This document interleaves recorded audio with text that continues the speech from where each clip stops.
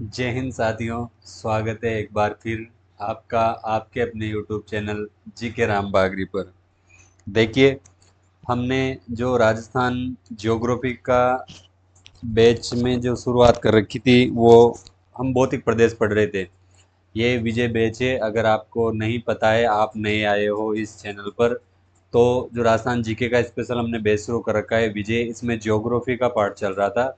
और जो राजस्थान का इतिहास है उसका जो है मैंने आपके मैराथन मतलब एक ही मैराथन क्लास के रूप में जो है हम हिस्ट्री को पढ़ रहे थे। राजस्थान हिस्ट्री, ठीक है। तो राजस्थान हिस्ट्री की मैंने मैराथन क्लासें डाली थी, जिसमें ये विजय बैच के अंतर्गत ही ये ध्यान रखना। तो इसमें हमने जो राजस्थान इतिहास पढ़ा उसमें एक तो जनपद देखे थे, जनपद, एक आपके सभ्यताएं, एक आपका मारवाड़ देख लिया था, इसी में था ये मारवाड़ राजवंश का इतिहास। ये मैंने सीधे इसी मतलब खाली पेज पे उस पर लिख करके समझाया था। और एक आपके जो है बीकानेर, मारवाड़ का ही पार्ट था बीकानेर। अगर आपने वो मैराथन नहीं देखी है तो आप प्लीज़ जा करके देख लीजिए। तो हमारे मेवाड़ और मैंने पले करवा रखा है, मतलब मेवाड़ को जो है अच्छे से डिटेल से पढ़ा रखा है। तो आपके सिसोदिया राजवंश हो गया और मारवाड़ का राठौड़ वंश हो गया। अगली बार जब हम इतिहास पढ़ेंगे तो उसमें आगे का जो टॉपिक है वो लेंगे, जिसमें मैं सोच रहा हूँ जयपुर की, जो जयपुर का कछवा वंश है उसको हम डिटेल से एक बार मैराथन क्लास में, मतलब कम समय में कोशिश करेंगे एक बार में एक ही क्लास में पूरा रिवीजन करने की, ठीक है। तो फिलहाल अगर आप नए हो तो उस चैनल को सब्सक्राइब कर लेना, लाइक शेयर और दोस्तों को बता देना। ये विजय बैच है। इसमें ज्योग्राफी में हमने जो राजस्थान का भूगोल चल रहा है तो उसमें भौतिक प्रदेश पर पहले परिचय पढ़ा, फिर भौतिक प्रदेश पढ़ा है, ठीक है। तो भौतिक प्रदेशों में हमने मरुस्थल पढ़ लिया। मरुस्थल में शुष्क और अर्ध शुष्क मरुस्थल हो गया है। आज हम जो पढ़ने वाले हैं वो है हमारा अरावली पर्वतीय प्रदेश। एक चारों जो चार पार्ट कर रखे थे हमने उनको एक एक करके पढ़ रहे हैं ताकि चीज़ें अच्छे से कवर हो, ठीक है। तो चलिए शुरू करते हैं। ये मत भूलना प्लीज़ सब्सक्राइब करना। तो आगे बढ़ते हैं। इससे पहले कुछ चीज़ें जो समझानी है वो मैं बता देता हूँ, देख लीजिए। देखिए, हम राजस्थान के भौतिक प्रदेश पढ़ रहे थे तो उसमें मैंने बताया था कि ये जो है आपके थार का मरुस्थल है और ये आपके अरावली पर्वतमाला है और ये आपका पूर्वी मैदानी प्रदेश है, ठीक है, मैदानी प्रदेश। और ये आपका दक्षिण पूर्व का पठार, मतलब इधर दक्षिण और पूर्व का पठार, ठीक है। तो यहाँ तक चीज़ें हमने समझ ली थी। मैंने जो परिचय पढ़ाया था तो उसमें भी और भौतिक प्रदेशों में चीज़ बता दी थी कि जो थार का मरुस्थल है ये आपके 33 सागर का अवशेष है। किसका ये तो है? 33 सागर का अवशेष, 33 गोंडवाना, ये गोंडवाना लैंड का पार्ट है। गोंडवाना हमने देखा था, वेगनर का जो सिद्धांत दिया था उन्होंने, तो उसमें ये चीज़ें बता दी थी कि इसकी उत्पत्ति किससे हुई थी। 33 गोंडवाना, ये वापस 33 सागर का अवशेष है और ये गोंडवाना लैंड का पार्ट है। तो आपको मैंने सीधा सा बताया था कि गोंडवाना, 33 गोंडवाना, 33 गोंडवाना, ये 33 सागर का अवशेष, एक गोंडवाना लैंड और ये 33 सागर का अवशेष और वापस। तो हम आज जो पढ़ने वाले हैं वो अरावली के बारे में पढ़ने वाले हैं। ये जो आप देख रहे हो यहाँ से, मतलब वैसे ये राजस्थान में जो आपके सिरोही है, सिरोही से लेकर के आपके झुंझुनू जो नीम का थाना पड़ता है वहाँ तक, और ऐसे इधर दिल्ली तक एक पर्वतमाला है जो राजस्थान के बीचों बीच से होकर के निकल रही है। ये इसको हम 50 सेंटीमीटर वर्षा रेखा के नाम से भी जानते हैं। तो ये राजस्थान को दो भागों में बांटती है। अरावली पर्वतमाला को हम राजस्थान की जीवन रेखा कहते हैं क्योंकि इसमें सबसे ज़्यादा जो है खनिज निकलते हैं। और जो राजस्थान की जलवायु का एक महत्वपूर्ण पार्ट है कि जो अपने पूर्वी और ये राजस्थान है, इसमें वर्षा का जो कारण है वो कौन क्या है? अरावली। और पश्चिम में भी वर्षा नहीं होती, उसका कारण भी क्या है? अरावली। क्योंकि जो मानसून जब हम पढ़ेंगे तो उसमें मैं बता दूंगा डिटेल से। फिलहाल आज हम पढ़ने वाले हैं और राजस्थान की जो अरावली पर्वतमाला है उसके बारे में, ठीक है। इसलिए इसको हम जल विभाजक रेखा के नाम से भी जानते हैं क्योंकि इधर तो जो है वर्षा नहीं होती है, ये वृष्टि छाया क्षेत्र रह जाता है। और इधर वर्षा होती है, मतलब अरावली पर्वतमाला के पूर्व में तो वर्षा अधिक होती है और पश्चिम में जो है सूखा रह जाता है। ठीक है, तो चलिए शुरू करते हैं। देखिए, ये है हमारी अरावली पर्वतमाला। तो अरावली के जो उपनाम हैं उनके बारे में देख लेते हैं कि अरावली को जो है प्राचीन वलित पर्वतमाला के नाम से जाना जाता है। राजस्थान में जो सबसे प्राचीन वलित पर्वतमाला है वो कौन सी है? अरावली। ठीक है, उसके बाद में विष्णु पुराण में इसको परिपत्र कहा गया है। मेरु इसको भौगोलिक भाषा में कहा जाता है। एक शब्द और आता है, ये मरु है। मरु का मतलब पर्वत होता है, मेरु पर्वत। इसमें तीन शब्द यूज होते हैं। एक तो होता है मरु, एक मिनट में इसको देखिए। एक तो आपके आता है मरु, एक आता है मेरु, और एक आता है माल। तीन शब्द हैं, ध्यान रखना, मरु, मेरु और माल। तो देखिए, जो मरु हम बोलते हैं, मरु तो ये हो जाता है मरुस्थल, मरुस्थल। और मेरु पर्वत को, जहाँ पर्वत श्रृंखलाएं होती है वो पर्वत। और माल का मतलब होता है आपके जो उपजाऊ क्षेत्र है उसको हम कहते हैं उपजाऊ क्षेत्र। जैसे कि आपका दक्षिण पूर्वी पठार प्रदेश हो गया, वो पर्वतीय प्रदेश मेरू को कहते हैं। और मरु, ये तीन चीज याद रखना भाई, अगर वो पूछ ले कभी। मरु, मेरू और माल रह जाएगा याद। मरु से तो सीधा मरुस्थल, मेरू मतलब पर्वत, और माल का मतलब उपजाऊ क्षेत्र, उपजाऊ क्षेत्र, ये ध्यान रखना। ठीक है, आडा वाला या आडावली इसको जो है आपके बूंदी में बोलते हैं। और आबू, गुलाब, सिरोही। ठीक है, आगे बढ़ते हैं। जो आडावाटा है वो आपके उदयपुर में, ध्यान रखना। आडावली, आडावली तो कहाँ पे बोलेंगे? आडावली बोलेंगे आपके बूंदी में। कहाँ बोलेंगे? बूंदी में। और आडा वाटा ये बोलेंगे उदयपुर में। कहाँ बोलेंगे? ये उदयपुर में। ऊंट की गर्दन इसको अबुल फजल ने कहा था। और टोड ने हिंदू ओलंपस ये आबू पर्वत के लिए बोला है। ये भाई पूछा हुआ प्रश्न है, ध्यान रखना। Hindu Olympus colonel James Tod ने आबू पर्वत के लिए कहा था। और संतों का शिखर किसको कहा था? कर्नल जेम्स टोड ने गुरु शिखर को। भाई कर्नल जेम्स टोड जब अपने यहाँ आए तो घूमने गए, तो वहाँ इनको ऋषि मुनि तपस्या करते हुए मिले। तो इन्होंने कहा कि ये तो संतों का शिखर है, यहाँ पर तो जो है संत महात्मा तपस्या करने के लिए आते हैं।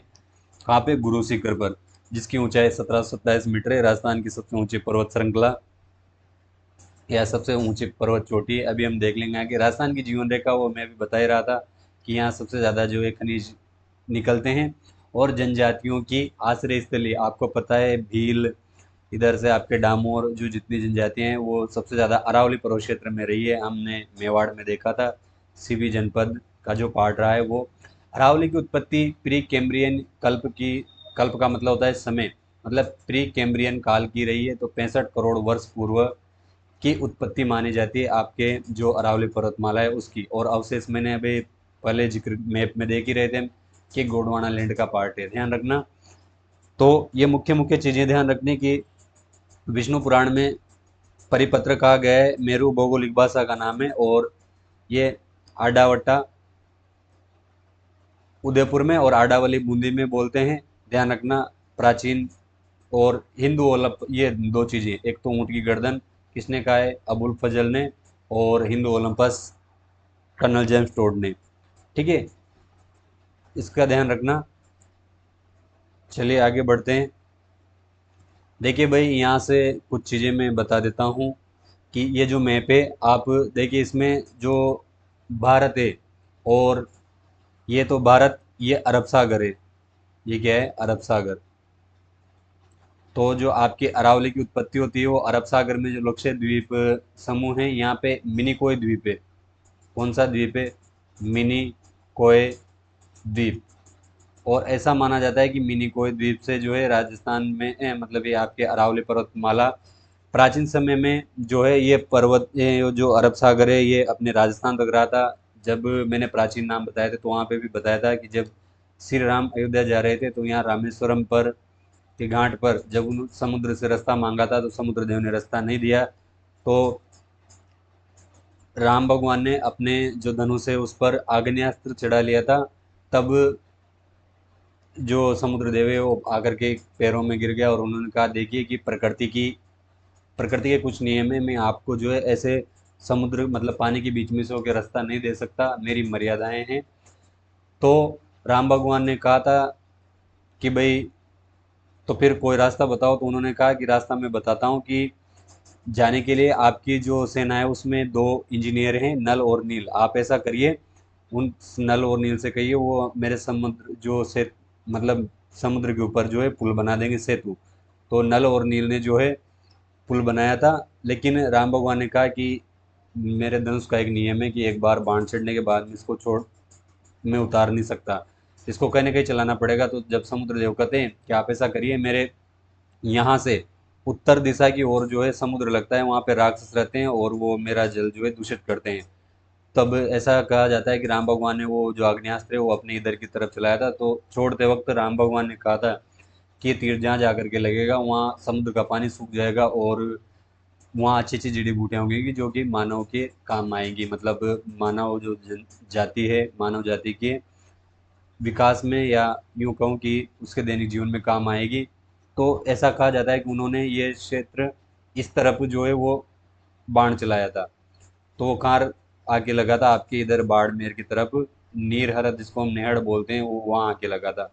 तो इसका मतलब कहीं ना कहीं पहले यहाँ समुद्र था और बाद में सूख गया होगा। तो ये जो पहाड़ी चोटियाँ हैं वो कहाँ से निकल के आई है? आपके अरब सागर से। इसलिए अरब सागर को हम अरावली का पिता कहते हैं। किसका? अरावली का पिता। ध्यान रखना भाई, जहाँ से किसी चीज़ का जन्म होता है उसको उसका जनक या पिता कहते हैं। तो अरावली का जो अरावली यहाँ से छोटे छोटे द्वीप समूह हैं, तो ऐसा माना जाता है कि ये जो द्वीप समूह हैं, ये अरावली के पार्ट हैं। इधर देखेंगे तो जो आपके अरावली का विस्तार है, ये मिनिकोय द्वीप से मैंने कहा यहाँ से शुरू होकर के आपकी जो दिल्ली है, रायसीन की पहाड़ी, इस प्रकार से होते हुए यहाँ तक है। ये समुद्र में भी हैं कुछ। तो ये समुद्र में जो द्वीप हैं ये अरावली के ही माने जाते हैं। तो ध्यान रखना है, टोटल इसकी जो लंबाई है वो 692 किलोमीटर है। 692 किलोमीटर, जिसमें से हम राजस्थान का हिस्सा देख लेंगे। राजस्थान में ये आपके जो सिंगाना है, सॉरी, सिरोही, सिरोही से लेकर के नीम का थाना सीकर तक, नीम का थाना वो हैबिट में आ रहा है। नीम का थाना अलग हो गया है सीकर से, वहाँ तक है, खेतड़ी तक। वैसे दिल्ली की जो रायसीन पहाड़ी है वहाँ तक इसका विस्तार है। तो ये ध्यान रखना, अरावली की शुरुआत कहाँ से होती है? अरब सागर से। इसलिए अरब सागर को जो है अरावली का पिता कहा जाता है। टोटल लंबाई 692 किलोमीटर है। तो देखिए अब इसमें एक चीज़ और ध्यान रखना, इसमें क्या किया गया है? एक तो गुजरात आ गया आपके, ये गुजरात, एक आपके राजस्थान आ गया, और एक इधर हरियाणा और दिल्ली आ गया। ठीक है, तो एक तो केंद्र शासित प्रदेश हो गया, और आपके एक हरियाणा, राजस्थान और गुजरात, तीन राज्य। ठीक है, ध्यान रखने वाली बात है, समझ लेना इसको अच्छे से। ये इधर आपके बंगाल की खाड़ी है, बंगाल की खाड़ी। जब हम वहाँ जलवायु मौसम पढ़ेंगे तभी ये बहुत चीज़ें काम आएगी। ध्यान रखना इस चीज़ का भाई, ये इसका विस्तार इसी प्रकार से है ये। ठीक है, तो बढ़ते हैं आगे। तो देखिए देशांतर, ये अक्षांश देशांतर तो पूछा नहीं जाता है, लेकिन फिर भी ध्यान रखना, 23 डिग्री 20 मिनट नॉर्थ उत्तरी से लेकर के 28 डिग्री 20 मिनट नॉर्थ तक, और 72 डिग्री 10 मिनट ईस्ट से लेकर के ये देशांतर है भाई। ठीक है, मैंने अभी बताया कि अरावली की जो उद्गम है अरावली का, वो अरब सागर की मिनिकोय द्वीप से, लक्षद्वीप समूह है, वहाँ से मूल सागर या मूल जड़ जो है वो कहाँ से? अरब सागर। इसलिए अरब सागर को अरावली का क्या कहते हैं? पिता कहते हैं। देखिए एक चीज़ और ध्यान रखनी, ये राजस्थान की बात हो रही है कि राजस्थान में इसका क्षेत्रफल कितना है? 9% एरिया है, जिसपे 10% जनसंख्या निवास करती है। ये हम बाद में देखेंगे। इसका मतलब क्या हो गया? यहाँ जनघनत्व थोड़ा सा लगभग बराबर ही है भाई। 9% क्षेत्रफल है, 10% जनसंख्या निवास करी है, तो लगभग सेम सा है। तो ये देखिए पालनपुर गुजरात, जो भी मैं बता रहा था विस्तार, ये यहाँ पालनपुर गुजरात से लेकर के आपके कहाँ तक? रायसीन की पहाड़ी जो है वहाँ तक इसका विस्तार है। टोटल लंबाई भी मैंने बताई थी 692 किलोमीटर। और राजस्थान में खेड़ ब्रह्मा से खेतड़ी, खेड़ ब्रह्मा से खेतड़ी, खेड़ ब्रह्मा पड़ता है सिरोही में और खेतड़ी पड़ता है नीम का थाना। ये पहले सीकर में आता था, अब किस में आ गया? नीम का थाना में। ध्यान रखना, ये टोटल लंबाई है, कुल लंबाई ये कितनी है? कुल लंबाई 692 किलोमीटर कुल लंबाई है। और अपने जो राजस्थान में है इसकी लंबाई वो कितनी है? 550 किलोमीटर। यानी कि टोटल लंबाई का 80% भाग जो है अपने राजस्थान में है इसका। ठीक है, ध्यान रखना। फैक्ट पूछे जाते हैं भाई, ये देखिए राजस्थान में लंबाई दे दी उसने, दिशा हमने अभी देख ही ली थी। दिशा दक्षिण पश्चिम से उत्तर पूर्व की ओर। देखिए ये राजस्थान की बता रहा हूँ मैं, ये देखिए आप मैप में देखिए, दक्षिण पश्चिम से, ये राजस्थान का दक्षिणी हिस्सा है, ये वाला। देखिए यहाँ से ये जो हिस्सा है ये दक्षिण, दक्षिण, और इधर कौन सा है, पश्चिम। तो दक्षिण पश्चिम से उत्तर, ये उत्तर, और ये इधर पूर्व। तो ये इस साइड में झुक रही है थोड़ी सी, यूं यूं जा रही है। तो ये क्या हो गया, दक्षिण पश्चिम से उत्तर पूर्व की ओर। ये अरावली की दिशा है, ध्यान रखना।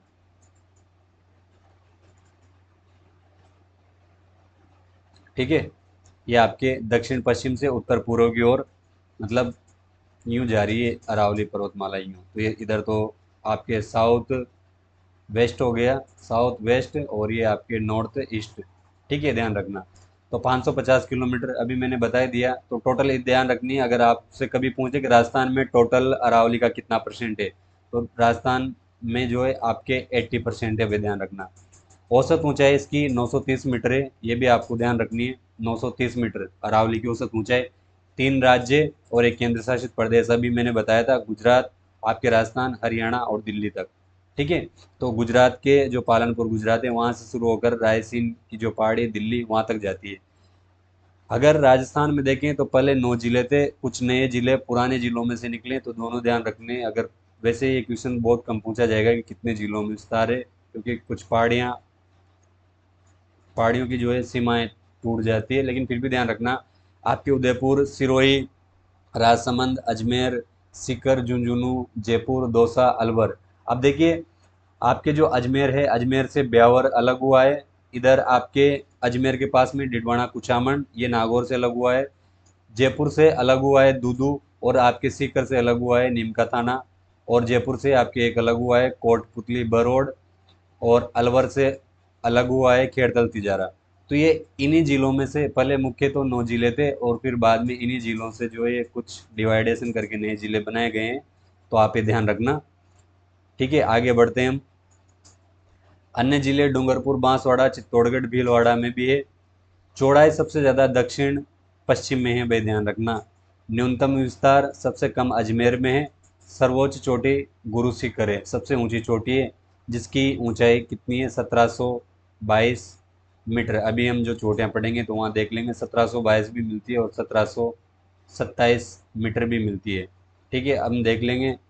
ये 5 मीटर का जो गैप आता है, वो जो आपके दत्तात्रेय ऋषि हैं, दत्तात्रेय ऋषि, उनकी वहाँ पे एक मंदिर बना हुआ है, इस वजह से। न्यूनतम पॉइंट ये आपके पुष्कर में हो जाएगा, सबसे छोटा। वो कहानी हम जब गुरु शिखर अभी हम आगे पढ़ेंगे तो वहाँ मैं बता दूंगा। ठीक है, आगे चलते हैं। तो अरावली को विस्तार एवं ऊंचाई के आधार पर 3 भागों में बांट के पढ़ा जाता है। कितने भागों में, 3 भागों में। एक तो उत्तरी अरावली, एक मध्य अरावली, और ये दक्षिणी अरावली। ठीक है, मतलब इसको थोड़ा सा यूं देख लेते हैं मैप में। देखिए यहाँ पे आप यूं देखिए कि ये जो उत्तरी इलाका है, ये मैं इसको तो उत्तरी अरावली बोल देता हूँ। ठीक है, ये उत्तरी अरावली हो जाएगी, ये मध्य अरावली हो जाएगी, और ये आपकी इधर से जो ये दक्षिण अरावली हो जाएगी। तो ये इसके 3 पार्ट हम करके देख लेते हैं। फर्स्ट उत्तरी अरावली, सेकंड मध्य अरावली, और थर्ड नंबर पे दक्षिण अरावली। ठीक है, तो आगे बढ़ते हैं। देखिए, आप याद रखो तो रख लेना कि जो औसत ऊंचाई है वो उत्तरी अरावली की कम है, क्योंकि इसकी जो ऊंचाई है उत्तर से आपके दक्षिण की तरफ बढ़ती है। ठीक है, तो उत्तरी अरावली की जो औसत ऊंचाई है वो 450 मीटर के आसपास है, और मध्य अरावली की आपके 700 मीटर के आसपास है। और जो आपके दक्षिणी अरावली है, इसकी जो औसत ऊंचाई है भाई, ये कितनी है, 1000 मीटर के आसपास। ध्यान रखना दोनों चीज़ें, एक तो ये अरावली का विस्तार कहाँ कहाँ, 3 पार्टों में, और एक औसत ऊंचाई। ठीक है, तो आपके जो ऊंचाई है वो इस प्रकार से बढ़ेगी, न्यू। ठीक है, मतलब इस तरफ जो है ऊंचाई क्या होगी, प्लस होगी, और इस तरफ क्या होगी, कम होगी। तो ध्यान रखना, उत्तर से दक्षिण की ओर बढ़ने पर, ठीक है, नॉर्थ से साउथ की ओर बढ़ने पर जो है ऊंचाई बढ़ती है, ये हम देख लेंगे। चलिए, उत्तरी अरावली ले लेते हैं। तो उत्तरी अरावली जो है आपके क्वार्टजाइट और फाइलाइट जो चट्टानें हैं उसकी से मिलकर के बनी है। ठीक है, उत्तरी अरावली की जो सबसे ऊंची चोटी है वो आपके रघुनाथगढ़ है भाई, ध्यान रखना। कौन सी है? रघुनाथगढ़। ये आपके कहाँ पड़ती है? सीकर में। रघुनाथगढ़ उत्तरी अरावली की सबसे ऊंची चोटी है, 1055 मीटर। देखिए आप कुछ और याद रखो मत रखो, ये जरूर ध्यान रखना। उत्तरी अरावली की सबसे ऊंची चोटी कौन सी है? मध्य अरावली की सबसे ऊंची चोटी कौन सी है? दो दो चोटियां हैं तो कम से कम याद रखनी है, ज़्यादा याद करो तो वो आपके ऊपर है।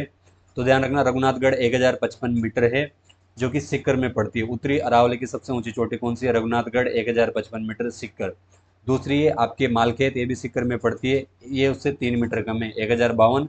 और लोहारगल झुंझुनू में पड़ती है एक जगह, ये 1051 मीटर है। देखिए लोहारगल, ये ध्यान रखना, इसका मतलब यूं ध्यान रखना कि लोहा गल गया, हुआ ही होता। यहाँ एक थोड़ी सी कहानी आती है, एक सबसे पवित्र स्थान भी है ये झुंझुनू का, कि जब महाभारत का युद्ध खत्म हो गया था तो पांडवों ने कृष्ण भगवान से कहा कि देखिए हमसे जो है अनजाने में जो पाप हुए हैं उसका प्रायश्चित हम करना चाहते हैं, उसका सॉल्यूशन क्या है आप बताइए। तो जो कृष्ण भगवान है उन्होंने कहा पांडवों से कि आप जो है यात्रा पर जाइए और अलग अलग तीर्थ स्थानों पर जो है आपके जो जितने भी अस्त्र शस्त्र हैं उनको साथ ले जाइए, और आप जिन जिन तीर्थ स्थलों पर नहाने जाएंगे जहाँ आपके जो हथियार हैं वो सारे गल जाएं, तो वहाँ पे जो है आपके जो पाप है वो नष्ट हो जाएंगे। तो ऐसा करते हुए जब वो नहाते हुए इधर से गुजरे तो जो लोहाल गले यहाँ आकर के पांडवों के जो हथियार है वो गल गए थे स्नान करने के बाद में, इसलिए ये स्थान का नाम ही क्या पड़ गया? लोहार गल, मतलब लोहा गल गया। ये कहाँ है? झुंझुनू में 1051। तो इसको यूं ध्यान रखना, 1051 मीटर लोहागल, फिर मालखेत 1052, फिर उससे थोड़ा और ऊपर चलेंगे तो आपके रघुनाथगढ़ आ जाएगा 1055 मीटर। ठीक है, ध्यान रखना है। इसके बाद में आगे बढ़ते हैं। तो ये मुख्य मुख्य चीज़ें हैं। कभी कभी वो पूछ लेता है कि कौन सी चोटी कहाँ पर है, तो ध्यान रखना भोजगढ़ आपके नीमका थाना में पड़ती है, भोजगढ़ नीमका थाना। और खो जयपुर में पड़ती थी पहले, अब जयपुर ग्रामीण में आ गई। बरोच अलवर में है, बांबाई बरवाड़ा और एक बम्बाई, ये नीमका थाना, और एक बरवाड़ा जयपुर ग्रामीण में। बिलाली आपके कोटपुतली बरोड में, एक मनोहरपुरा की पहाड़ियाँ हम पढ़ते हैं, ये जयपुर ग्रामीण में है। ठीक है, तो आप इनको सीधा सा जो है डायरेक्ट लिख लेना, फैक्ट हैं याद रखने हैं।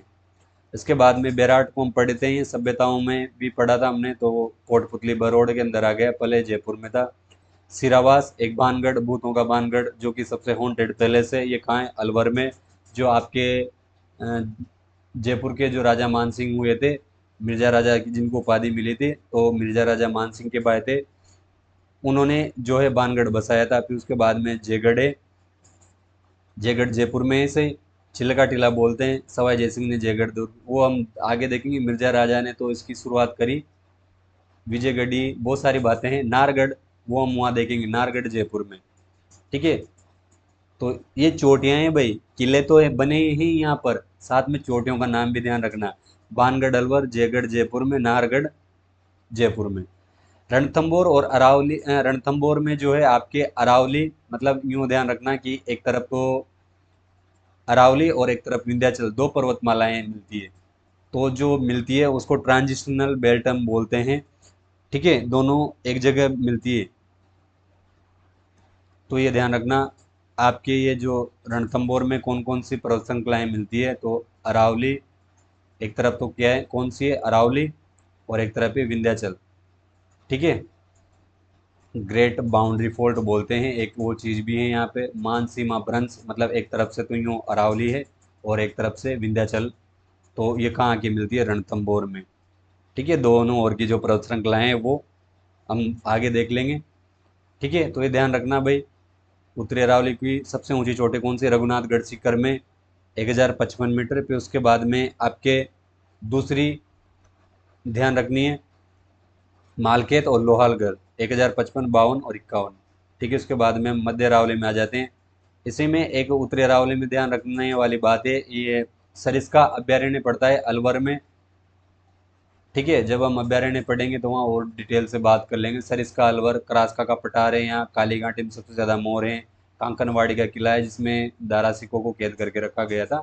तो ये वैसे फैक्ट वाला क्वेश्चन है, ध्यान रखना। अगर कभी आपसे पूछ ले कि राजस्थान में सर्वाधिक मोर कहाँ पाए जाते हैं, तो कहाँ पे? काली घाटी। देखिए ध्यान रखना, काली घाटी ये आपके अलवर में है, और राती घाटी बीकानेर को बोलते हैं, तो ध्यान रखना। हल्दी घाटी आपके राजसमंद में। तीन चीज़ें हैं, एक तो काली घाटी, अलवर, इसको चाहो तो आप लिख लेना सरिस्का, जो सरिस्का अभ्यारण्य है आपका, सरिस्का अलवर। ठीक है। आपके राती घाटी, राती घाटी कहाँ पड़ती है? बीकानेर। जब हमने वहाँ बीकानेर राजवंश पढ़ा था अभी, पिछली जो क्लास हुई थी मैराथन, उसमें वहाँ पूरा जिक्र कर लिया था इसके बारे में कि कौन से स्थान पर है, कहाँ पे नहीं। आपके जो अजमेर, नागौर और मुल्तान वाला मार्ग है उसको हम राती घाटी बोलते थे। और आपके एक हल्दी घाटी, हल्दी घाटी मेवाड़ में जब मैंने महाराणा प्रताप पढ़ाए थे तो वहाँ 18 जून 1576 सबसे फेमस युद्ध हुआ था, तो ये राजसमंद में है। तो राजस्थान में भाई तीन घाटे हैं, ध्यान रखना, लिख लेना, फैक्ट वाली चीज़ें हैं।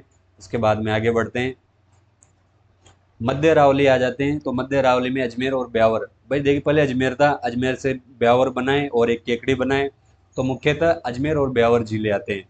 कौन कौन से आते हैं? अजमेर और ब्यावर जिले।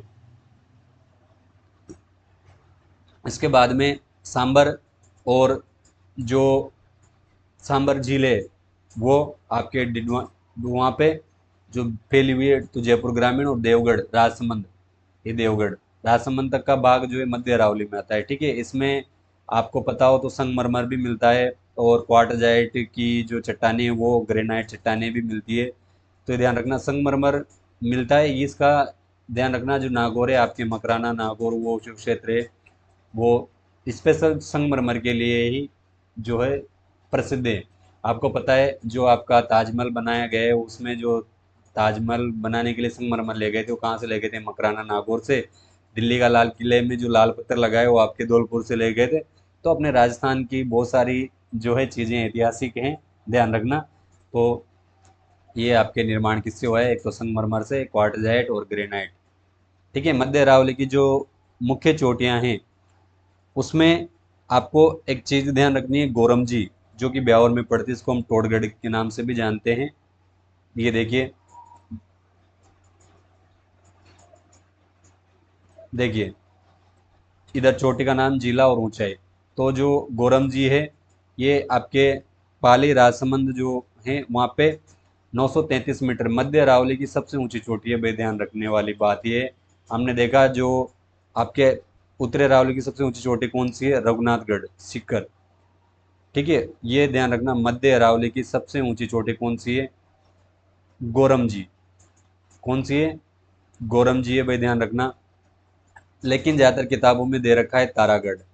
उसका मेन रीजन मैं बता दूं कि एक बार जो एग्जाम में पूछा था तो उसमें ऑप्शन में गोरमजी नहीं दे रखा था, तारागढ़ दे रखा था। तो जो सबसे ऊंचा माना तारागढ़ को, इसलिए ज़्यादातर बहुत से टीचर भी बता देते हैं कि मध्य अरावली की सबसे ऊंची चोटी कौन सी है? तारागढ़ अजमेर। लेकिन अगर वो कभी क्वेश्चन में ऑप्शन डाल दे तो ध्यान रखना, गोरमजी है 933 मीटर, जबकि ये आपकी तारागढ़ है 870 या 73 मीटर के। कुछ किताबों में इसकी जो ऊंचाई है वो 870 मीटर भी आती है, भी ध्यान रखना, 870 मीटर। उसके बाद में नागपाड़ आपके अजमेर है, जहाँ से लूणी नदी निकलती है। ये ध्यान रखो तो रख लेना, 795 मीटर है। उसके बाद में मध्य अरावली में दर्रे ज़्यादा हैं भाई। दर्रे आप जानते हो, जो दो पहाड़ियाँ होती हैं उनके बीच की जो तंग घाटी है, जैसे मान लो ये एक पहाड़ी है, ये इस प्रकार से, और यहाँ से एक ये तंग घाटी है, तो इनको दर्रा बोलते हैं। मतलब यहाँ से रास्ता होता है, तो ये क्या कर, इसको क्या बोल देते हैं हम? दर्रा, या दर्रे बोल देते हैं। ठीक है। तो जो कच्छ वाला दर्रा है वो ब्यावर में है, पीपली दर्रा ब्यावर।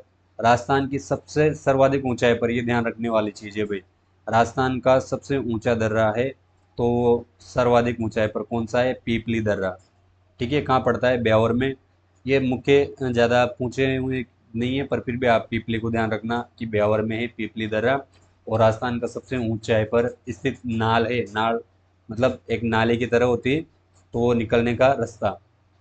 इसके बाद में हम आगे बढ़ते हैं, तो ये उदाबारी और स्वरूप घाट जिसको हम बोलते हैं, स्वरूपा घाट या स्वरूप घाट, ये भी कहाँ है? ब्यावर में। इसके बाद में है आपके बरदर्रा, ये NH 25, पहले ये जो आपका नया नाम है वो NH नेशनल हाईवे 25। ठीक है, वो ध्यान रखना।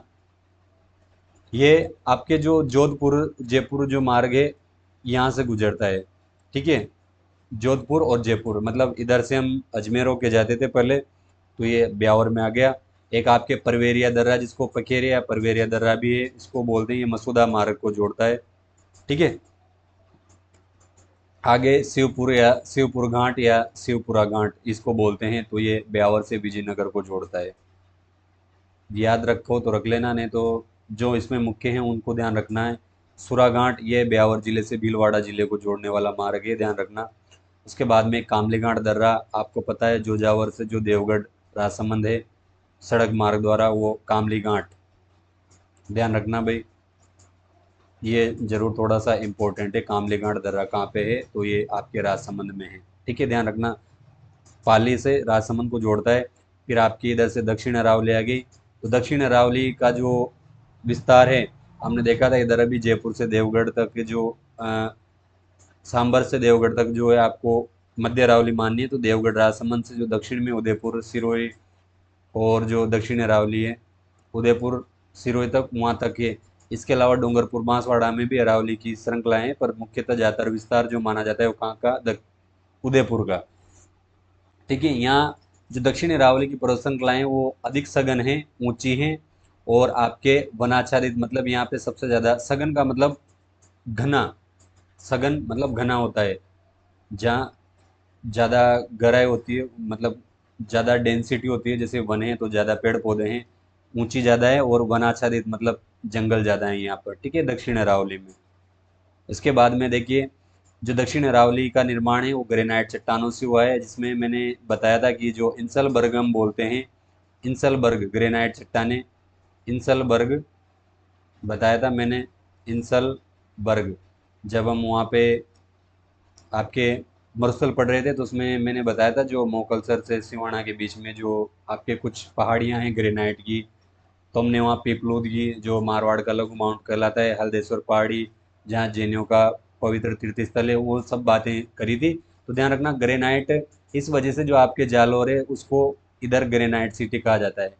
ठीक है, ध्यान रखना, ग्रेनाइट चट्टानों से बनी है दक्षिण अरावली ज़्यादातर, इसलिए जो जालौर है उसको ग्रेनाइट सिटी इसलिए बोलते हैं, क्योंकि इधर वहाँ पे थोड़ा ज़्यादा होता है।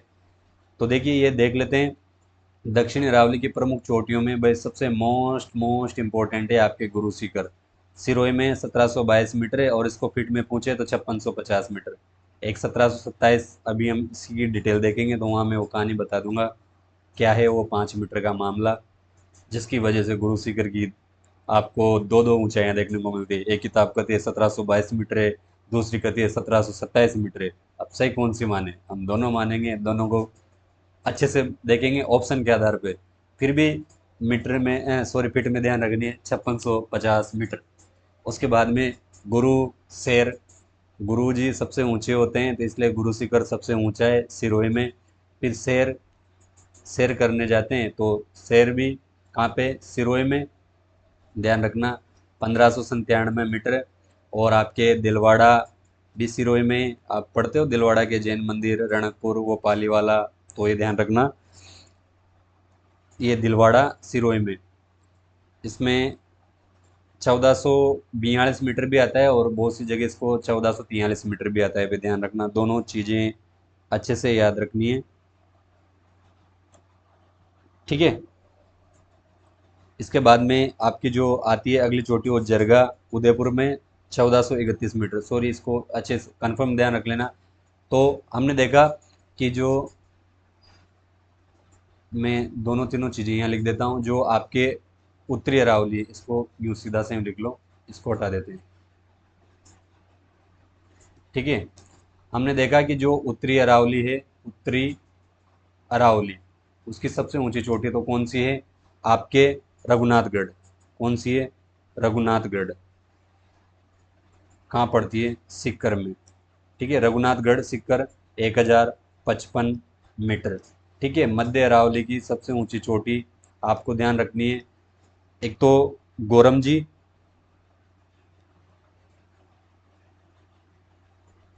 ठीक है, जिसको हम टोटगढ़ बोलते हैं, गोरमजी, गोरमजी,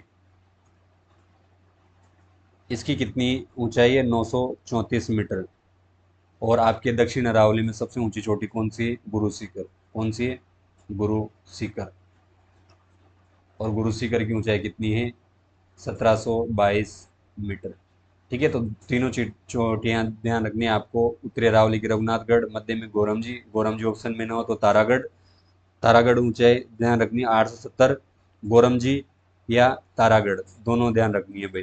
तारागढ़, ये मैं ऐसे बता रहा हूँ, आप स्क्रीनशॉट ले लेना, उनको लिख लेना। और गुरु शिखर। ठीक है, उसके बाद में आगे बढ़ते हैं। जरगा अभी मैंने बताई थी। जरगा जो है वो आपके उदयपुर में 1431 मीटर। ठीक है, उसके बाद में अचलगढ़ सिरोही में 1380, याद रखो तो ठीक है, नहीं तो कोई बात नहीं। आबू, जो हम माउंट आबू बोलते हैं, सिरोही में 1295 मीटर। कुंभलगढ़ राजसमंद में है। कुंभलगढ़ का किला बना हुआ है, जिसको मेवाड़ के यहाँ कहते हैं। वो सारी चीज़ें 1224 मीटर। इसके बाद में इनको याद रख लेना चाहो तो थोड़ा सा देख लेना। धोनिया, ये आपके उदयपुर में। जयराज सिरोही में है। ऋषिकेश पर्वत सिरोही में है। कमलनाथ की पहाड़ी उदयपुर में। सुंदा पर्वत, जहाँ हम सुंदा माता का जो पढ़ते हैं, राजस्थान का प्रथम रोपवे, वो ध्यान रखना भाई। सुंदा माता कहाँ पे? जालौर में, जहाँ बाल अभ्यारण्य है, बीनमाल जालौर। ठीक है, ध्यान रखना। ये मुख्य चीज़ है भाई, इसको जरूर ध्यान रखना। सुंदा माता का ये बहुत सी बार पूछा हुआ प्रश्न है। बीनमाल जालौर। माकड़ मगरा उदयपुर। सज्जनगढ़, जहाँ अपने राजस्थान जो मौसम विज्ञान का केंद्र भी है, सज्जनगढ़, सज्जन सिंह ने बसाया था जब मैंने उदयपुर पढ़ाया था, तो वहाँ बताया था। ठीक है, बासदरा पहाड़ी पर सज्जनगढ़ दुर्ग बना है। तो सज्जनगढ़ कहाँ है? उदयपुर में। सायरा उदयपुर में। लीलागढ़ भी उदयपुर में। ठीक है, उसके बाद में डोरा पर्वत जालौर में। जसवंतपुरा की पहाड़ियाँ हैं। नागपानी उदयपुर। गोगुंदा आप जानते हो, जो महाराणा प्रताप की कर्मस्थली रहा है, गोगुंदा। और कुंभलगढ़ इधर ये। ठीक है, गोगुंदा, गीरवा, ये सब कहाँ है? उदयपुर में। अब देखिए, ये कुछ चोटियाँ हैं। जालौर में रोजा बाकर, इसराना बाकर, और आपके इधर से एक तो है रोजा बाकर, इसराना बाकर और झाड़ोल बाकर, ये तीन चोटियाँ हैं भाई, ध्यान रखना। तो जो आपके इसराना बाकर है, ये कहाँ है? जालौर में। रोजा बाकर भी कहाँ है? ये भी जालौर में है। और जो झाड़ोल बाकर, सॉरी वो झाड़ोल है, झारोल भी बोलते हैं उसको, झाड़ोल। तो इसराना बाकर जो है, ये सबसे ऊंची चोटी है जालौर में। इसकी जो ऊंचाई है वो कितनी है? ये यहाँ लिख लेना आप चाहो तो। ये 839 मीटर। ये पूछा हुआ प्रश्न है भाई, ध्यान रखना। जालोर वाला इसराना बाकर एक आपके, ये ध्यान रखना, 839 मीटर सबसे ऊंचा है इसराना बाकर। जालोर में 3 बाकर है। ठीक है, बाकर मैं आपको समझा दूं, बाकर किसको बोलते हैं। जैसे मान लो ये पहाड़ी है, ठीक है। अब एक तो एक पहाड़ी होती है यूं, इस पे ढलान कम है, इस पे ढलान कम है। और एक पहाड़ी होती है सीधी जाकर के यूं, जिसपे तीव्र ढलान। तो ध्यान रखने वाली बात है, बाकर किसको बोलते हैं? जो तीव्र ढलान वाली पहाड़ियां हैं, इधर जालोर सिरोही की तरफ। बाकर का मतलब क्या हो गया? तीव्र ढलान वाली पहाड़ी, ये ध्यान रखना है भाई। ठीक है, बाकर उसको बोलते हैं। तीव्र ढलान वाली जो पहाड़ी हैं, तो रोजा बाकर, इसराना बाकर, ये ध्यान रखना है। उसके बाद में रोजा बाकर है जालौर में। तो रोजा बाकर की जो ऊंचाई है वो है 730 मीटर। ठीक है, और झारोल बाकर की है आपके 588। तो ध्यान रखना, 588 मीटर। मैं यहाँ लिख देता हूँ वो उसको भी, आपके इसराना बाकर, इसराना बाकर, आप इसका स्क्रीनशॉट ले लेना। अच्छा, इसराना बाकर, ये कहाँ है? जालौर में। जालौर। और इसकी ऊंचाई कितनी है? 839 मीटर। ये भाई तीनों मोस्ट इंपॉर्टेंट है भाई, ध्यान रखना, इसको इंपॉर्टेंट लगा लेना। मोस्ट है, बहुत सी बार क्वेश्चन पूछा जा चुका है। कोटड़ा पर्वत आपको पता है, इसे उदयपुर में। ऋषभ देव जी, ये भी ऋषभ देव भी उदयपुर में ही है आपके। इसको तो स्क्रीनशॉट ले लेना आप, ये इंपॉर्टेंट है भाई तीनों चीज़ें। ठीक है, रह जाएगा याद वैसे। उसके बाद में आपके गुरु शिखर, अभी हम बात कर रहे थे, जिसको हम संतों का शिखर, कर्नल स्टोर ने कहा है। गुरु माता राजस्थान की सबसे सर्वोच्च चोटी है। सिरोही में सर्वोच्च चोटी 1722 मीटर या 1727 मीटर, या आपके 5650 फीट। देखिए अब मैं इसको बता देता हूँ। देखिए इसमें क्या तो आगे दे रखा हो, ये देखिए वो जो 5 मीटर का मामला है दत्तात्रेय ऋषि का मंदिर हुआ यूं था कि एक बार भगवान जो ब्रह्मा और विष्णु महेश हैं तीनों ने अपने एक जो सती स्त्री हुई है, मतलब अपने जो पति प्रेम को लेकर के अच्छे से रखती है अपने सतीत्व को, तो अनुसुईया थी एक ऋषि की पत्नी। तो उन्होंने क्या है जो अनुसुईया की परीक्षा लेने की सोची एक बार तीनों देवों ने। तो वो जो है उसका सतीत्व भंग करने के लिए मतलब परीक्षा लेने के लिए आए थे कहाँ पे, उनके पास। तो उन्होंने पहचान लिया था कि भाई ये तीनों त्रिदेव हैं और ये मेरी परीक्षा लेने के लिए है, वो समझ गए थे सारा माजरा। तो उन्होंने क्या किया था कि जो त्रिदेव हैं उनको बच्चा बना करके अपने यहाँ रख लिया था। तो जो आपके पार्वती जी, लक्ष्मी जी और जो ब्रह्मा जी की पत्नी है गायत्री जी कलें या, तो ये आपके ढूंढती फिरी थी कि कहाँ गए, तीनों लोकों में नहीं मिले। तब फिर उनको पता चला कि इन तीनों ने जो है माता अनुसुईया की परीक्षा लेने के लिए ये आए थे। तो फिर आकर के उन्होंने जो है उनको वापस रिक्वेस्ट करी कि भाई जो हमारे हस्बैंड है उनको छोड़ दीजिए। तब जाकर के फिर जो है माता अनुसुईया ने उनको वापस त्रिदेव बनाए। तो वो जो एक साथ तीनों का जो सम्मिलित रूप है, अगर आपने फोटो देखा है जिसमें ब्रह्मा विष्णु और महेश तीनों देव एक साथ हैं, तो उनको दत्तात्रेय के नाम से जानते हैं, तो ध्यान रखना। तो दत्तात्रेय का मंदिर है, ये मंदिर 5 मीटर का है। आपके कितने का है? 5 मीटर का। इस वजह से वो 5 मीटर का मामला है कि चोटी 1722 मीटर है या 1727 मीटर है। ठीक है, अब इसमें कुछ पहाड़ी जो क्षेत्र हैं उसको देख लेते हैं हम। अभी हम बात कर रहे थे भाकर, ये पूर्वी सिरोही की तीव्र ढाल वाली पहाड़ियाँ मैंने बताया था अभी कि जिनका ढलान तीव्र होता है तो वो क्या कहलाती है? भाकर। गिरवा, उदयपुर की जो तस्तरी नुमा पहाड़ियाँ हैं उनको क्या बोलते हैं? गिरवा। ये इंपॉर्टेंट चीज़ है भाई, इनको ध्यान रखना आप। एक तो भाकर, गिरवा, फिर उसके बाद में आगे बढ़ते हैं बोमट, जहाँ भील रहेंगी वो बोमट क्षेत्र कहलाएगा। उदयपुर, डूंगरपुर, सलुम्बर, सिरोही। अभी जो आपके उदयपुर से अलग हुआ है कौन सा? सलुम्बर। तो ये जो एरिया है वो क्या होगा? भील आच्छादित। मेवल, मेवल मैंने बता रखा है आपके जो डूंगरपुर और बांसवाड़ा के मध्य का क्षेत्र है वो क्या कहलाता है? मेवल। ठीक है, बांसवाड़ा और प्रतापगढ़ के जो मध्य का क्षेत्र है वो छप्पन का मैदान कहलाता है। दोनों चीजें ध्यान रखने वाली है। डूंगरपुर और बांसवाड़ा के मध्य तो मेवल है, बांसवाड़ा और इधर आपकी जो प्रतापगढ़ है मैं यहाँ बता देता हूँ ये, इसको एक प्लस यहाँ लगाना, ये प्रतापगढ़, प्रतापगढ़। तो ध्यान रखना इनके डूंगरपुर और बांसवाड़ा के मध्य तो क्या है? मेवल, मेवल। बांसवाड़ा और प्रतापगढ़ के मध्य में क्या है? छप्पन का मैदान। और हमने बात कर ली थी छप्पन, छप्पन का मैदान। नहीं तो आप यूँ सोच लो कि सर छप्पन मैदान कहाँ से आ गए वहाँ, छप्पन का मैदान। ठीक है, इस कंफ्यूजन को क्लियर कर लेना। छप्पन की पहाड़ियाँ मैंने बता दिया था बाड़मेर में है। देशहरो मतलब जरगा और रागा के मध्य का ऐसा क्षेत्र है जहाँ पर हमेशा हरा भरा रहता है, तो उसको हम क्या कहते हैं? देशहरो। मगरा, आपके जो उदयपुर का उत्तर पश्चिमी क्षेत्र है उसको हम क्या कहते हैं? मगरा। क्या बोलते हैं? मगरा। ठीक है, आगे बढ़ते हैं। ये ध्यान रखना भाई, मेवल कहाँ है और आपके छप्पन का मैदान कहाँ पे है, दोनों चीज़ें ध्यान रखने वाली है।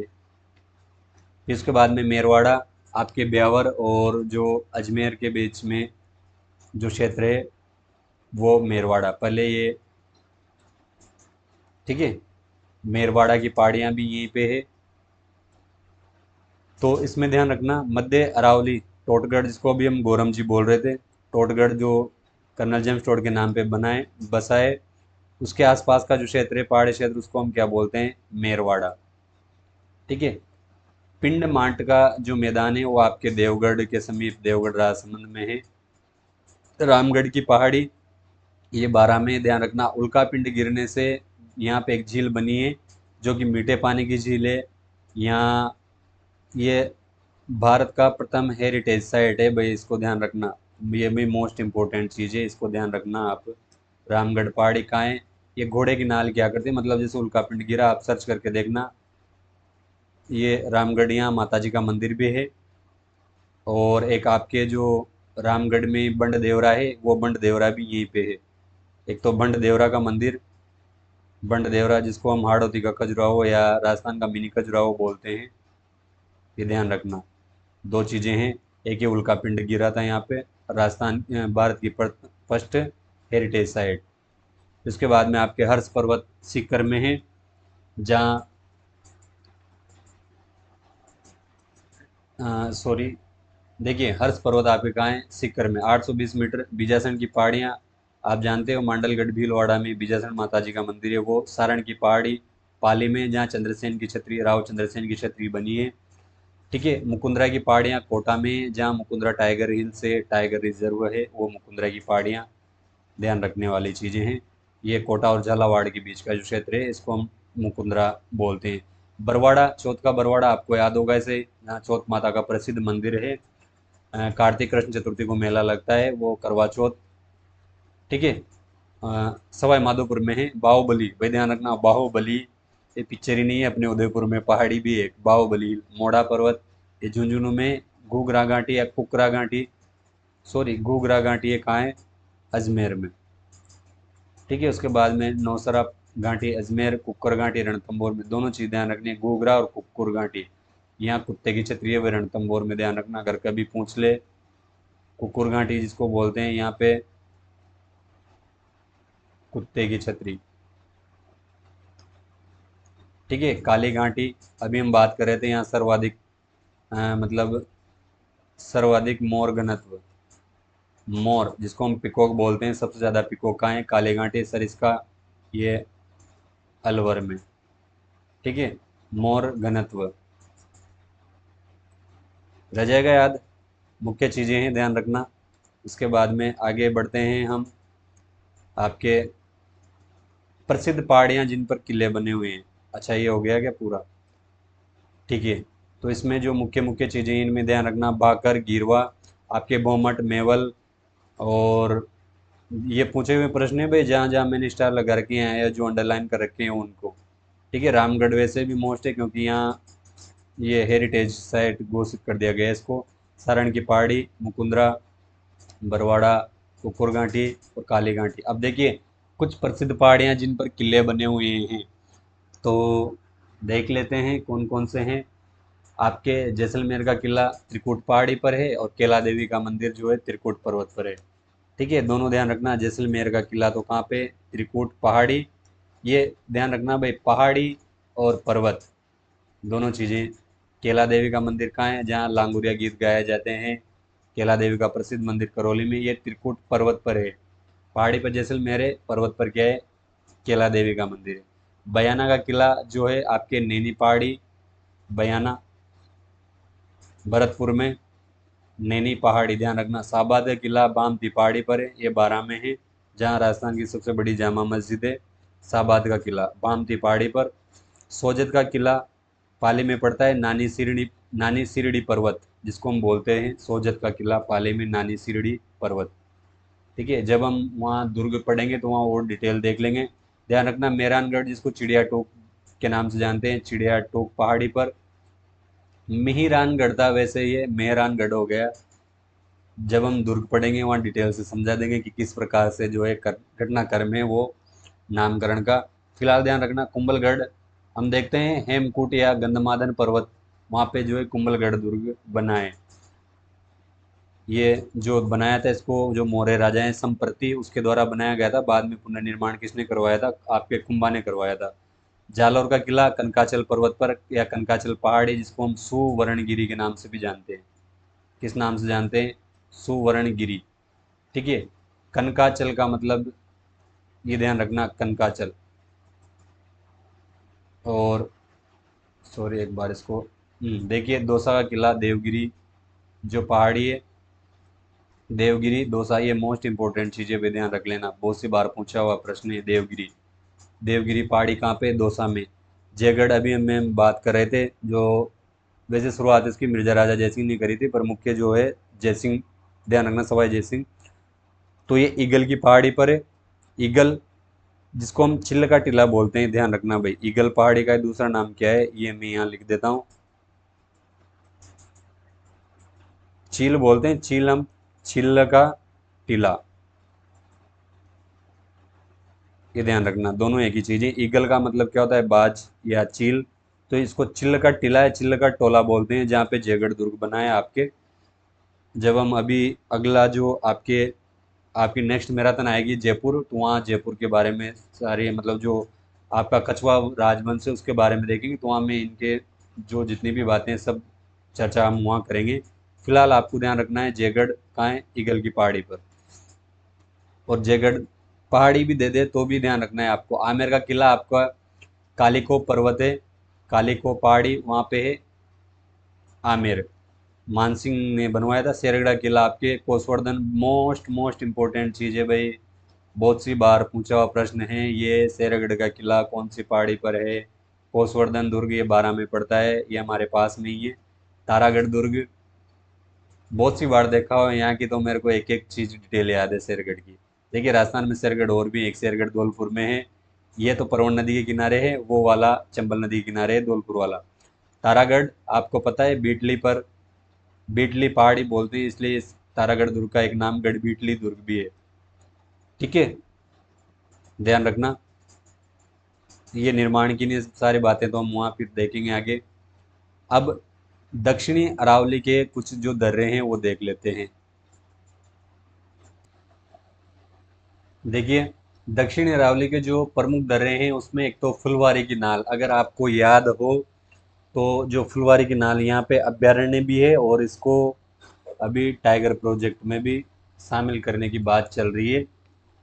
ठीक है, तो ध्यान रखना ये आपके जो लास्ट अपने राजस्थान की बॉर्डर है वहाँ से उधर गुजरात वाला जो एरिया है उस साइड में है। ध्यान रखना यहाँ मानसी वाकल नदियों का उद्गम होता है, तो कोटड़ा से उदयपुर मार्ग गुजरता है। ध्यान ध्यान रखना यहाँ से मानसी वाकल नदियाँ इनका उद्गम होता है, और क्षेत्रफल की दृष्टि से राजस्थान की सबसे बड़ी नाल है। क्षेत्रफल की दृष्टि से सबसे बड़ी नाल है, ध्यान रखना भाई, कौन सी, फुलवारी की नाल, रह जाएगा याद।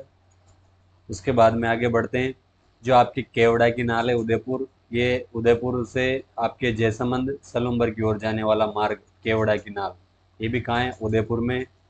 और एक देबारी दर्रा, हम पढ़ते हैं जब इतिहास में, वहाँ पे देबारी समझौता हुआ था 1708 में, आपके सवाई जयसिंह, अजीत सिंह और जो आपके मेवाड़ राणा जी उनके बीच में, तो ध्यान रखना वो वहाँ देख लेंगे, देबारी समझौता 1708 में हुआ था। तो यहाँ से ये चित्तौड़ और उदयपुर की ओर जाने वाला मार्ग देबारी दर्रा। ठीक है, फिर हाथी दर्रा उदयपुर में, ये ध्यान रख लेना थोड़े से कि कौन सा दर्रा कहाँ पे है। हाथी दर्रा उदयपुर में, डेबर दर्रा जहाँ से गोमती नदी निकलती है हम पढ़ते हैं, जिसको डेबर झील भी बोलते हैं यहाँ पे, जो झील है पिछोला सलूम्बर में, सॉरी जयसमंद झील है वो, पिछोला नहीं है, जयसमंद झील है, थोड़ा सा तो गए बातों में। सोमेश्वर की नाल पाली में, रणकपुर जो देसूरी है, देसूरी, ठीक है, रणकपुर से पाली के निकट सोमेश्वर की नाल, ध्यान रखना पाली में।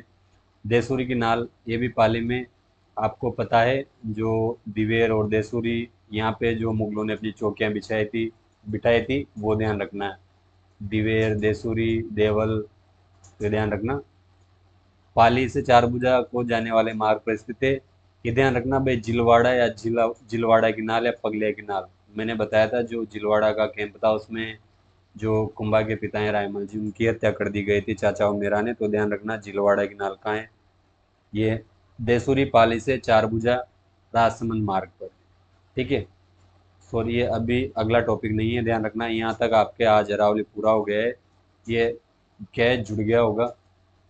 अगला जो टॉपिक है अभी मैं बता दूं इसको। देखिए अभी हमने जो इस प्रकार से राजस्थान है सीधा सा यूँ याद रखना, तो हमने एक तो मरुस्थल पढ़ा है, एक अरावली पढ़ी है। ठीक है, अभी हमें पूर्व का मैदान, पूर्वी मैदानी पठार वो, और एक दक्षिण पूर्व का पठार, दो चीज़ें और देखनी है। तो आज का जो टॉपिक है उसमें हमने अरावली को कंप्लीट डिटेल से देखा है। अगला जो टॉपिक होगा अपना वो होगा दक्षिण पूर्वी पठार, हाँ सॉरी, दक्षिण पूर्वी पठार नहीं, आपके पूर्वी मैदानी प्रदेश, तीसरे नंबर पे जो है आपकी पूर्वी मैदानी प्रदेश, उसको ध्यान रखना। अगले टॉपिक में हम पढ़ेंगे पूर्वी मैदानी प्रदेश, जिसमें नदियाँ, नदी बेसिन है सारा, चंबल है, बनास है, आपके माही है और आपके बाणगंगा बेसिन। तो मुख्यतः ये 4 बेसिन हम पढ़ेंगे, तो ध्यान रखना। और एक दक्षिण पूर्व का पठार। अगर आपको चीज़ें अच्छी लगी, समझ में आई है, तो प्लीज़ चैनल को सब्सक्राइब करना मत भूलना और अपने दोस्तों को लाइक शेयर और सब्सक्राइब करना। ठीक है। बाकी हम जो राजस्थान का इतिहास है वो पढ़ ही रहे हैं मैराथन, मतलब एक बड़ी क्लासों के रूप में। और इसमें क्या है, ज्योग्राफी में फैक्ट ज़्यादा आते हैं, तो इस हिसाब से जो है थोड़ा थोड़ा करके पढ़ रहे हैं अभी। ठीक है।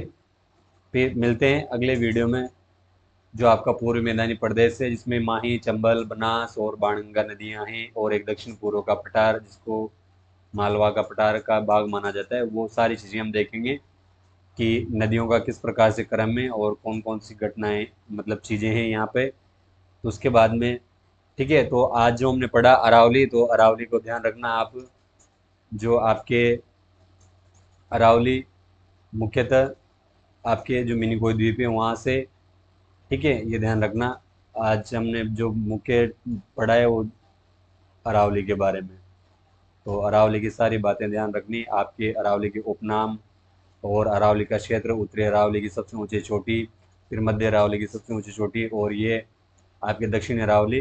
तो ध्यान रखना है वो रघुनाथगढ़ है, बीच में गोरमजी या टोडगढ़ है, फिर गुरु शिखर। तो वो चीज़ें आप फैक्ट हैं, उनको किसी भी प्रकार से जो है याद रख सकते हैं। वो एक फेमस सा सूत्र भी है, चाहो तो लिख लेना, कि आदमी गुस्से में दिल से जहर खोता है।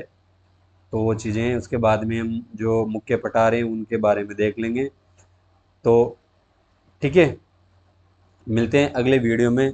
तब तक के लिए जय हिंद, जय भारत।